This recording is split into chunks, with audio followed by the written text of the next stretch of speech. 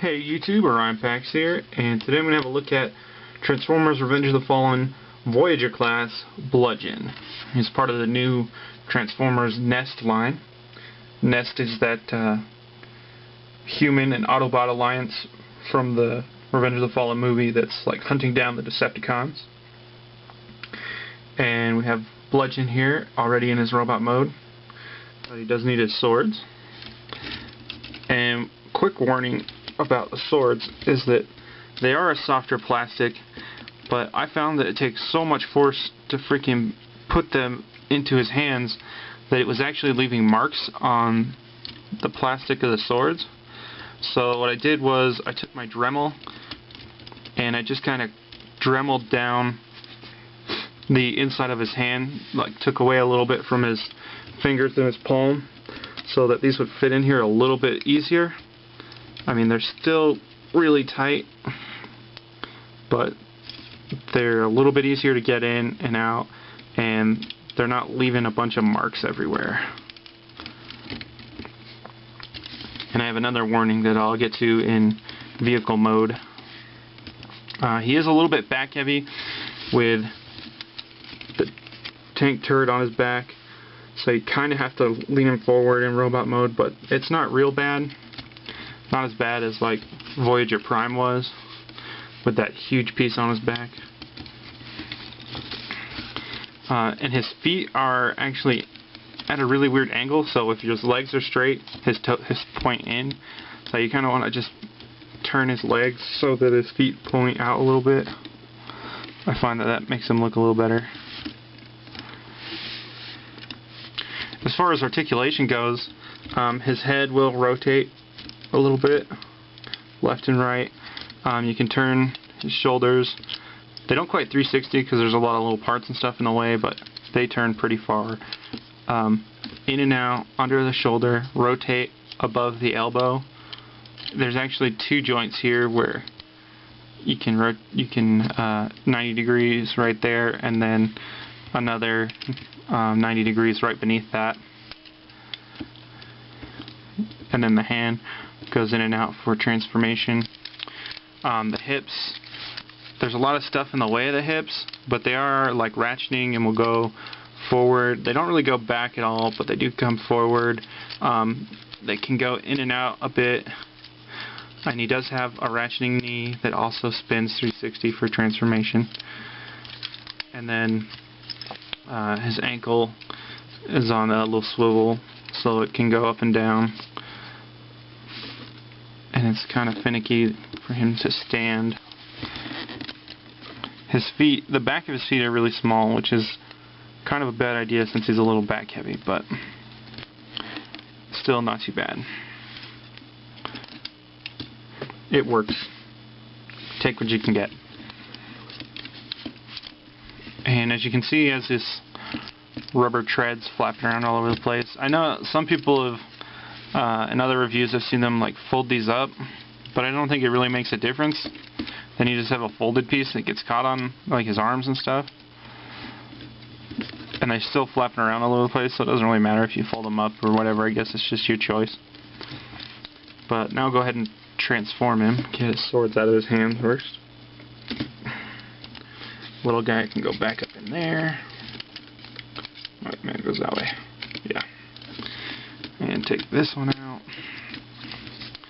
and I'll just start by folding up his hands since they won't need those, and then flip that up. And now comes the fun part. This is really tight. You have to pull down his hips. There you go, and that pushes his head, pulls his head down inside. And then we can do his feet. And the feet just fold up inside here. Whoops. Toes getting in the way. This back toe is really awkward for some reason. It just doesn't want to work. It took me a while to figure out what was going wrong with his feet when I was trying to put him back into vehicle mode the first time. And then that back panel just folds in, and that folds on top.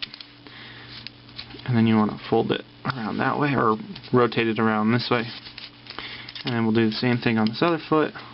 Flip that down, flip the head up, bring the foot around and down, like that. And you have to make sure the toe is like pointing down. That was the other thing. If it's not pointing down, when you go to line it up for vehicle mode, it doesn't really line up. I'm going to get his arms out of the way now. I flip this orange panel up on each side, and then I just rotate this up. And then this arm goes in, and like that. Goes in, and up like that. And then these just rotate up. Close that tank part up. And there's his front all taken care of. Put that back up.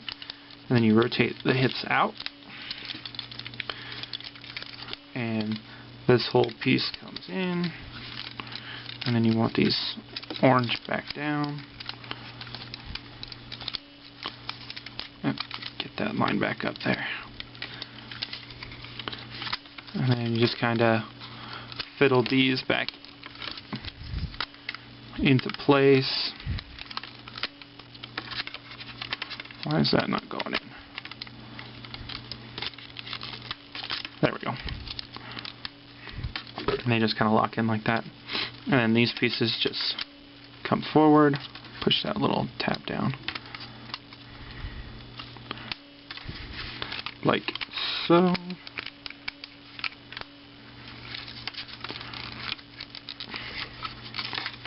I'll line that back up. There. And then you can fold that back down and it just tabs down right there. And then these treads tab in. Just like that. I think that you can fold the toes up. Well, every time I go to fold the toe up, it just kind of pushes it out, so I just leave it down. It doesn't really get in the way, and it's not really noticeable in his vehicle mode very much.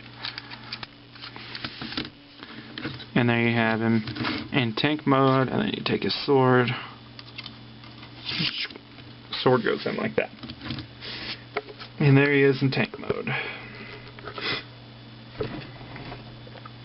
Now the other warning I had was that when I got this, I bought it at Walmart,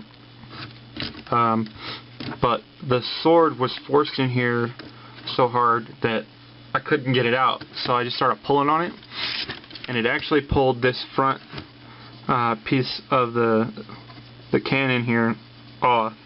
This piece is a separate piece that the sword is supposed to lock into, but the one I bought, it looked like this piece was warped, like it was kind of melted. It wasn't formed right in the mold or something, and it shouldn't have been used, but it was anyhow. And when they put the sword in, they just jammed it in there. So I had to, when I had this piece off, I took my Dremel and kind of Dremeled out a little bit of this so that this would actually fit in there without getting jammed or having to yank it out or having it destroy the sword. But now it works just fine. Just something to watch out for. But the turret, well, 360 with a very nice ratcheting action, and the little machine gun on top with 360. And you can still open up this to reveal the sword if you want. I think this is a great mechanism. Just a really great little hiding spot that we've never really seen before. But there you go, Voyager class bludgeon. If you find them, pick them up. They should be out in Walmarts and Targets and all that stuff now. So, good toy. Thanks for watching.